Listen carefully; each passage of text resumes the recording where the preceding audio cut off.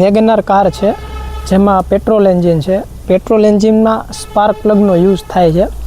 તો આ spark પ્લગનું ignition timing check કરવું હોય તો એના માટે એક આ ઇગ્નિશન ટાઈમિંગ લાઇટ છે, જેના મદદથી આપણે સ્પાર્ક પ્લગમાં ક્યારે સ્પાર્ક થાય છે એ આપણે ચેક કરી શકીએ છીએ. તો આપણે અત્યારે એનો પ્રેક્ટિકલ સ્ટાર્ટ કરીએ છીએ. તો એના માટે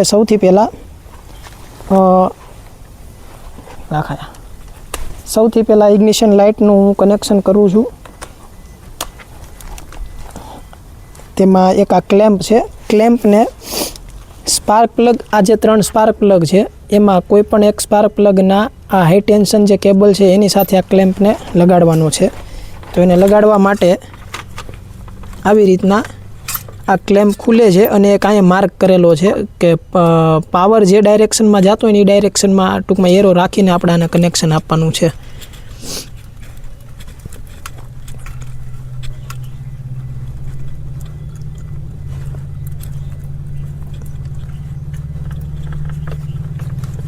ઉપર ઇન્સ્યુલેશન મારેલું છે જેથી થતું નથી. 1 મિનિટ. ઓકે, લગાડી દીધું છે. ત્યારબાદ આ ટાઈમિંગ લાઇટના બીજા 2 છેડા છે જેને બેટરી સાથે કનેક્ટ કરવાના છે. તો ઇગ્નિશન ટાઈમિંગનો જે આ રેડ પ્રોબ છે અને પોઝિટિવ કેબલ સાથે આપણે બેટરીના પોઝિટિવ ટર્મિનલ સાથે કનેક્ટ કરવાનું છે અને નેગેટિવને બેટરીના નેગેટિવ ટર્મિનલ સાથે કનેક્ટ કરવાનું છે. ત્યારબાદ ગાડીને સ્ટાર્ટ કરવાની છે.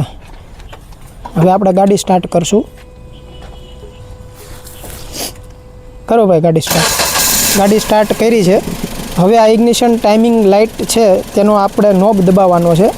નોબ દબાવતા જો તમે લાઇટ જોઈ શકો છો, દેખાય છે લાઇટ.